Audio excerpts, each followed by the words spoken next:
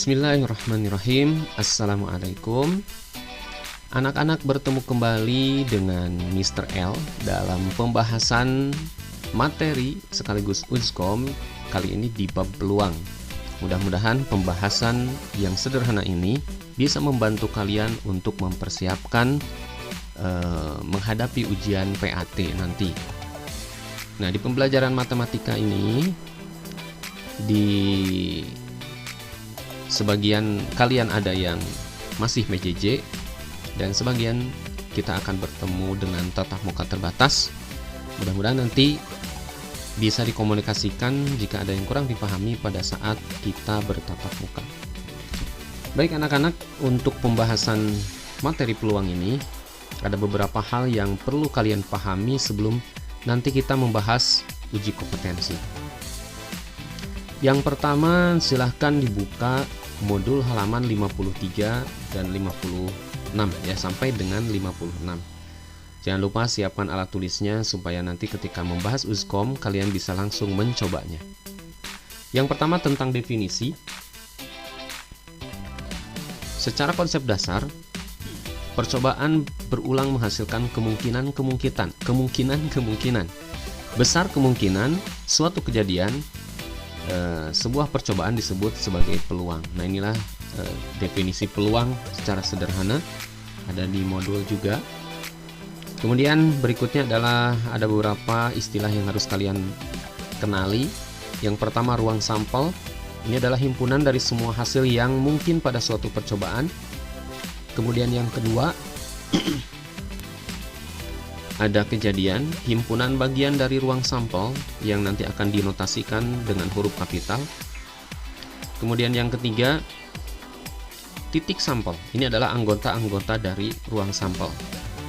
Oke, kita lanjut dengan memperkenalkan beberapa ruang sampel yang sudah dipersiapkan. Yang pertama, uang logam. Ingat ya, uang logam punya dua muka, yaitu muka angka dan gambar. Nah, ini ruang sampelnya, dan satu di antara mereka nih, satu-satu untuk angka saja, untuk gambar saja disebutnya titik sampel. Untuk dadu ini ada 6 mata. Ya, ada ruang sampelnya seperti ini, dan ini titik sampelnya. Kemudian bagaimana kalau satu logam dipertemukan dengan satu buah dadu, maka ini titik-titik sampelnya. Ya, ruang sampelnya ada seperti ini keseluruhannya, dan titik sampelnya ada 12 dari A,1 sampai G,6. A,1 artinya angka ketemu dengan angka 1 pada dadu. G,6 artinya gambar bertemu dengan angka 6 pada dadu. Gitu ya. Berikutnya ruang sampel dari dua buah uang logam. Hasilnya ada 4. Ya, ada AA, AG, GA, GG. Nah, perlu dipahami bahwa AG dengan GA itu berbeda. Nah, GA artinya gambar dari uang logam pertama bertemu dengan angka dari uang logam kedua. Sementara AG, A-nya angka dari uang logam pertama dan G-nya gambar dari uang logam kedua. Seperti itu. Jadi nanti jangan sampai karena seperti mirip kemudian tidak dituliskan. Ini harus dituliskan kedua-duanya karena keduanya dianggap berbeda. Oke, ini menguatkan yang tadi. Ya, satu koin gambar angka, 2 koin ini hasilnya ada 4, kemudian satu dadu. Nah, kemudian satu dadu ini dipertemukan dengan 2 koin. Ini hasilnya 6 dikali 4, berarti ini ada 24 titik sampel ya. Ya, kebetulan satu dadu dengan angka dan 2 koin ini dengan 2 huruf, maka di sini hasilnya 3 satu angka 2 huruf. Nah, seperti ini. Lalu yang sering juga kita temukan adalah bertemunya 2 dadu. Ya, 6 muka dengan 6 muka atau 6 titik pada dadu dengan 6 titik pada dadu. Dadu pertama dan dadu kedua, maka menghasilkan 36 titik sampel dari mulai 1,1 sampai 6,6. Dan di dadu biasanya nanti kita akan menjumlah ya. Jadi kalau dilempar secara bersamaan dadu 1 dengan dadu kedua, yang muncul 1 dengan 1, maka total jumlahnya adalah 2. Yang muncul adalah 4 dengan 2, maka totalnya 6. Seperti itu kan biasanya ya. untuk penggunaan 2 buah dadu. Dan yang terakhir ini adalah 1 buah dadu dengan 1 buah koin. Ya, 1 buah dadu ini ada 6 muka dan koin ada 2 muka, A dan G. Maka hasilnya akan ada 12. 2 dikali 6, 12 titik sampel. Ini pasangan-pasangan. Nah, ini adalah ruang sampel yang sering muncul pada pembahasan peluang. Baik, kita akan lanjut ke pembahasan teori. Yang pertama yang harus kalian pahami ada materi tentang peluang empirik atau frekuensi relatif. Jadi kalau kamu menemukan istilah peluang empirik, ini sama saja dengan frekuensi relatif. Apa itu peluang empirik? Peluang empirik adalah perbandingan banyaknya kejadian yang diamati terhadap banyaknya percobaan. Nah, seperti ini. Ya, ini peluang empirik. Banyak munculnya kejadian yang dikehendaki dengan banyaknya percobaan. Kita lihat contohnya. Pada pertandingan sepak bola yang dilaksanakan sebanyak 20 kali, ternyata tim Merdeka kalah 3 kali. Seri 5 kali dan sisanya menang. Nah, di sini sisanya menang, berarti menangnya belum diketahui. Berapakah peluang tim tersebut menang? Nah, tentu saja setelah kita tahu banyak pertandingannya 20 kali, maka kejadian yang menang ini harus kita hitung dulu terlebih dahulu ya. 20 dikurangi 3, ini 3 dari keadaan yang kalah, dikurangi 5 dari keadaan yang seri, maka kita dapatkan 12. Maka 12 ini merupakan keadaan menang. Maka peluang empirik atau frekuensi relatif dari keadaan menang ini adalah NA, kejadian yang diinginkan yaitu kejadian menang, 12 per M. M itu banyaknya percobaan atau banyaknya pertandingan. 12 per 20 sama dengan 3 per 5. Maka peluang tim tersebut menang adalah 3 per 5. Oke ya, bisa dipahami di sini. Berikutnya peluang teoritik. Kalau peluang empirik biasanya berkaitan dengan pengalaman yang langsung ada atau pernah kalian lihat dalam keseharian. Kalau peluang teoritik ini nanti berkaitan dengan ruang sampel yang tadi sudah kita kenal.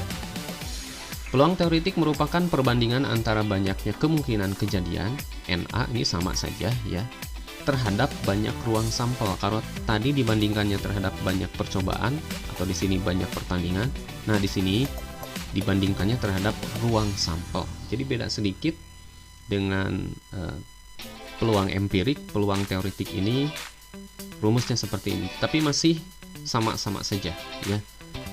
NA per NS. Banyak kejadian yang dikehendaki dengan banyaknya ruang sampel. Kalau di sini banyak kejadian yang dikehendaki per banyak percobaannya. Kita lihat contoh soalnya. Sebuah dadu dan sekeping uang dilempar bersamaan. Hitung peluang muncul angka pada uang logam dan mata dadu genap. Ini yang jadi kuncinya. Kita menentukan dulu ruang sampelnya, tadi sudah kita bahas. Untuk 1 buah dadu dan sekeping uang ini akan menghasilkan 12 titik sampel. Maka NS-nya kita tuliskan banyaknya kejadian sampel itu 12. Dari mulai A,1 angka dengan muka angka dengan angka 1 pada dadu. Kemudian diakhiri dengan G,6 berarti muka gambar dengan angka 6 pada dadu. Nah, yang kita pinta adalah yang muncul angka, kemudian mata dadunya mata dadu genap. Setelah kita teliti, maka yang memenuhi persyaratan yang barusan diminta adalah 1, kemudian 2, 3. Jadi A,2, A,4, A,6. Ya, yang diminta hanya mata dadu genap saja. Maka peluang kejadian A sama dengan banyaknya kejadian A, itu 3 per ruang sampel. Banyaknya ruang sampel. 3 per 12 sama dengan 1 per 4. Nah, jadi peluang muncul angka pada uang logam dan mata dadu genap itu adalah 1 per 4. gitu ya. Untuk peluang teoritik kita sudah bahas dan dibandingkan di sini dengan peluang empirik, keduanya hampir sama, hanya beda penerapannya saja. Baik, kita akan lanjut kembali ke materi berikutnya. Pahami bahwa kisaran nilai peluang itu tidak lebih dari 1. Jadi kisarannya antara 0 sampai dengan 1. 0 artinya tidak memiliki peluang, 1 adalah peluang tertinggi. Maka sebuah peribahasa menyebutkan tidak akan ada kesempatan 2 kali. Seperti itu, artinya tidak akan ada peluang melebihi 1 kali kejadian. Nah, maka ketika peluang ini hanya sampai 1, tadi kita mendapati peluang itu hitungannya pecahan-pecahan kan? Maka untuk bagaimana kita bisa memiliki harapan lebih, maka muncullah frekuensi harapan. Frekuensi harapan suatu kejadian adalah harapan banyaknya muncul kejadian dari sejumlah percobaan yang dilakukan sebanyak N. Oleh karena itu, ketika peluangnya sedikit, tetapi kalau ingin harapannya besar, maka sering-seringlah mencoba. Semakin banyak percobaan, maka harapan kita akan semakin banyak pula, meskipun peluangnya sedikit. Nah, ini menjadi motivasi kalau kamu menghendaki sesuatu. Kalau misalnya kamu dikasih oleh seseorang, peluang kamu sedikit untuk berhasil. Oke, peluangnya sedikit, tapi harapannya masih ada ketika kamu sering mencoba. Betul ya? Kita sepakati jangan pernah mudah menyerah dengan keadaan. Ketika peluangnya sedikit, maka sering mencoba, sehingga harapan pun akan semakin muncul banyak ya. Nah, contoh soalnya seperti ini. Pada pelemparan sebuah uang logam, berapakah frekuensi harapan muncul muka gambar untuk 60 kali? Nah, 60 kali. Jadi percobaannya diperbanyak saja supaya harapannya semakin banyak pula. Kita tahu satu koin itu mukanya ada 2, gambar dan angka. Artinya NS-nya cuma 2. Atau peluang dari setiap muka hanya setengah. Ya, jadi kalau misalnya di sini muncul muka gambar, ya jelas cuma 1 dari 2 kejadian. Makanya untuk peluang muncul gambar berarti NG per NS. NG berarti banyaknya muncul gambar 1 ya, dan NS-nya 2, hanya 1/2 saja, setengah saja peluangnya. Tetapi karena percobaannya sebanyak 60 kali, maka frekuensi harapannya adalah 30. Tuh ya. Jadi kalau orang bilang peluang kamu kecil katanya, gak apa-apa, percobaannya diperbanyak supaya harapan kamu makin banyak juga untuk bisa menggapai harapan-harapan itu. Nah, ini mungkin untuk materi yang bisa kita bahas di kesempatan kali ini di pembahasan peluang. Baik anak-anak, sekarang kita akan mencoba membahas soal Uzkom. Silahkan dibuka halaman 57. Siapkan catatannya, kotretannya. Kita akan langsung pelajari sekaligus kita akan mencoba. Soal yang pertama kita bahas adalah soal nomor 2. Banyak ruang sampel pada percobaan pelemparan 3 mata uang logam adalah... Oke, 3 mata uang logam berarti kita bisa mencoba mensimulasikannya dengan pohon faktor misalnya ya. Seperti pohon faktor seperti ini. Ini koin yang pertama, ini koin yang kedua, dan ini koin yang ketiga. Ya, dari koin yang pertama, koin yang kedua, koin yang ketiga, kita dapatkan pasangan-pasangannya dari mulai AAA, angka-angka sampai dengan GGG, gambar-gambar. Jelas di sini kita mendapati 1, 2, 3, 4, 5, 6, 7, 8. Ada 8 titik sampel. Atau ruang sampel secara keseluruhannya ada 8, nah, dan ini titik-titik sampelnya. Nah, 8 ini bisa saja kita hitung dengan cara 2 pangkat 3. Ya, dipangkatkan karena uang logam memiliki 2 muka, angka dan gambar, dan 3 koin. Maka keseluruhan ruang sampelnya ada 8. Jawabannya B. Ini sangat mudah ya. Tadi sebagian ruang sampel sudah kita bahas. Baik, soal nomor 3. Pada percobaan pelemparan uang logam sebanyak 120 kali, muncul angka sebanyak 78 kali. Peluang empirik muncul gambar, nah di sini yang sudah diketahui muncul angka 78 kali dari 120 kali percobaan pelemparan. Lalu bagaimana? Maka yang pertama adalah cari dulu kejadian muncul gambar. Kalau kita misalkan NA-nya kejadian yang diinginkannya adalah kejadian muncul gambar, maka 120 dikurangi 78, karena yang 78 ini adalah munculnya angka, sehingga 42 ini adalah muncul gambar. Maka peluang empirik atau sama saja dengan frekuensi relatif kita hitung dengan menggunakan rumus NA kejadian A atau banyak kejadian A dengan banyaknya lemparan. 42 dibagi 120 sama dengan 7/20. Ya, jadi jelas peluang empirik muncul gambar adalah 7/20. Jawabannya A. Oke, sudah 2 soal yang kita bahas. Kita akan lanjut ke soal berikutnya. Soal berikutnya yang akan kita bahas adalah soal nomor 5.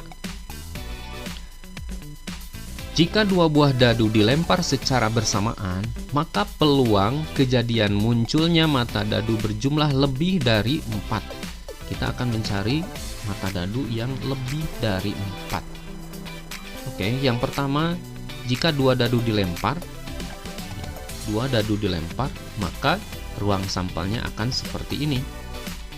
Ya, ruang sampelnya ada 36 dengan titik sampel 1,1 sampai 6,6 gitu ya.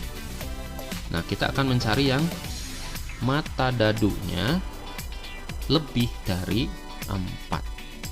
Nah, sepertinya yang lebih dari 4 akan sangat banyak. Nah, kita akan coba kita cakra saja yang jumlahnya kurang dari sama dengan 4.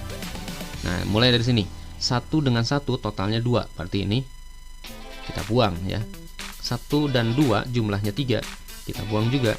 1 dan 3 jumlahnya 4, kita buang juga karena yang diinginkan adalah lebih dari 4.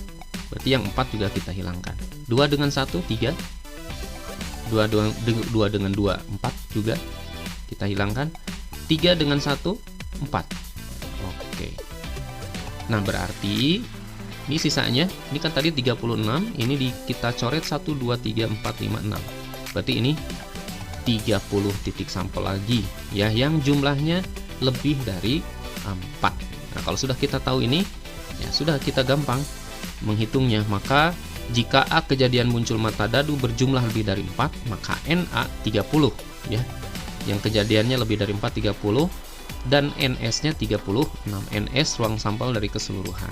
Maka peluang muncul mata dadu berjumlah lebih dari 4, PA sama dengan NA per NS, 30/36 atau sama dengan 5/6.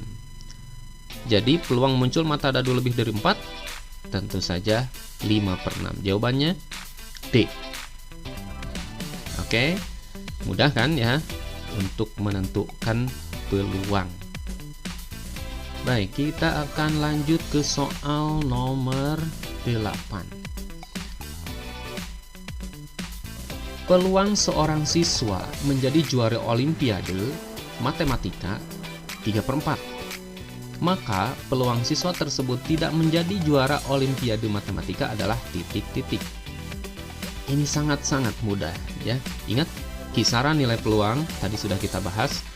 Peluang itu tidak akan lebih dari 1.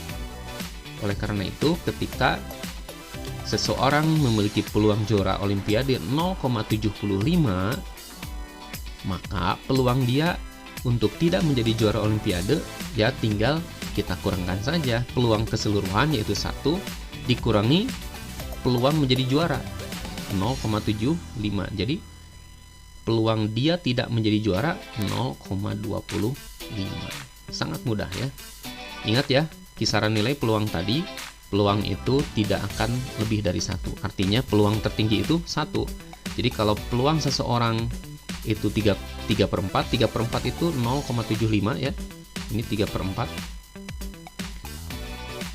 Maka jelas peluang dia tidak menjadi juara 1 dikurangi 0,75, yaitu 0,25. Jadi jawabannya A. Mudah ya? Sangat mudah. Ini sangat mudah. Begitu. Oke, sudah berapa soal tadi? Sudah 4 soal ya kita bahas. Sepertinya ada 2 soalnya lagi yang akan kita coba selesaikan. Soal nomor 9.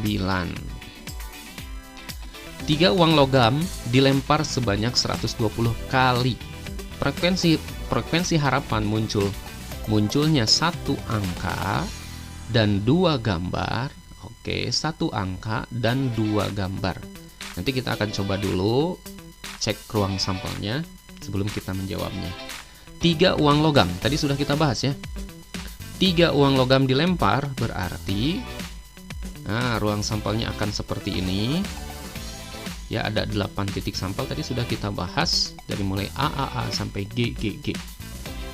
Nah, lalu yang dikehendakinya adalah 1 angka 2 gambar. A dan 2 gambar G. Nah, kita cari di sini.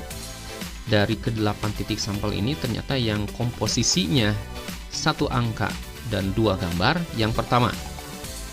Oke, ini A-nya 1, G-nya 2 begitu ya. 1 angka 2 gambar yang kedua. Oke, ini juga sama, 1 angka 2 gambar. Yang ketiga, iya di bawahnya 1 angka 2 gambar. Ini yang dimaksud dengan 1 angka muka, 1 angka dan 2 gambar. Berarti ada berapa? 1, 2, 3. Ada 3. Nah, berarti kita akan menghitung dulu peluangnya. Oke, peluangnya berapa? Kejadian muncul 1 angka 2 gambar tadi sudah kita sebutkan ada 3 ini ya. 1, 2, 3. Maka peluangnya adalah NA per NS. 3 dari 8. 3 dari 8 kejadian. Jadi 3 per 8. Ya, pasti peluang itu pecahan. Karena yang maksimalnya 1 kan. Nah, tadi sudah kita bahas di materi bahwa kalau peluang itu sedikit, maka seringlah melakukan percobaannya. Sehingga harapannya, frekuensi harapannya akan semakin banyak. Maka FH atau frekuensi harapannya adalah N dikali PA. N banyaknya percobaan dikalikan peluang. 120 dikali 3 per 8. 120 dibagi 8, 15 kali 3, 45. Jadi dengan demikian, frekuensi harapan muncul 1 angka 2 gambar adalah 45 kali. Jawabannya C. Ya.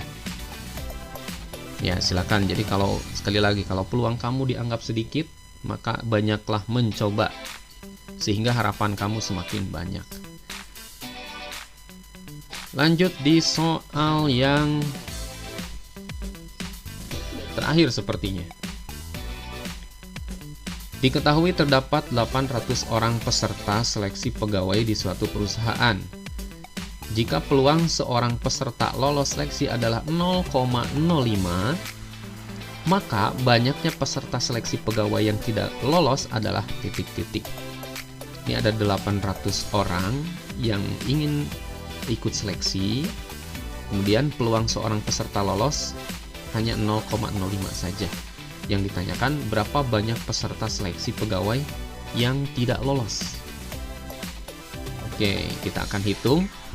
Yang kita misalkan dulu yang A, kejadian peserta yang lolos, maka peluangnya adalah 0,05. Yang C adalah kejadian peserta yang tidak lolos seleksi. Maka peluang yang tidak lolos itu seperti tadi perhitungannya 1 dikurangi peluang yang lolos. Berarti 1 dikurangi 0,05, yaitu 0,95. Nah, banyak peserta yang tidak lolos berarti ya peluang yang tidak lolos dikalikan banyak orang yang mengikuti seleksi. 0,95 dikali 800. Sehingga iya, yang tidak lulus itu, yang tidak lolos seleksi nanti akan diperkirakan 760 orang. Ya, 760 orang. Jawabannya D. Kalau begitu 0,05 dari 800 berapa? 0,05 dari 800 berarti hanya 40 orang saja nanti yang akan lolos seleksi di perusahaan tersebut. Sisanya 760 orang itu akan tidak lolos seleksi, artinya tidak akan diterima di perusahaan yang dimaksudkan. Nah, anak-anak, seperti ini pembahasan soal di peluang dari soal yang pertama sampai yang terakhir ini. Mudah-mudahan kalian bisa memahaminya, dan mudah-mudahan ini pembahasan yang bisa membantu kalian untuk nanti mempersiapkan di PAT. Oke, mungkin itu saja. Silahkan dilatihkan berulang-ulang.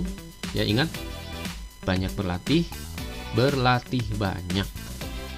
Terima kasih atas segala perhatiannya. Mudah-mudahan nanti di kesempatan kita bertatap muka, meskipun terbatas, kalian bisa memaksimalkan berkomunikasi langsung. Assalamualaikum warahmatullahi wabarakatuh.